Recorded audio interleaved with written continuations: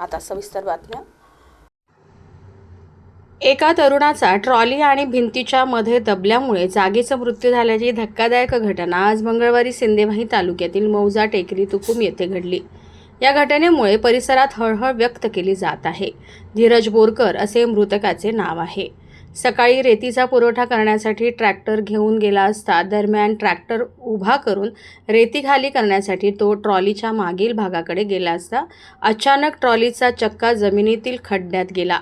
यामुळे ट्रॅक्टरची ट्रॉली अनियंत्रित होऊन मागचा भाग खड्ड्यात गेल्याने तो ट्रॉली आणि भिंतीच्या मध्ये जोरात अडकला।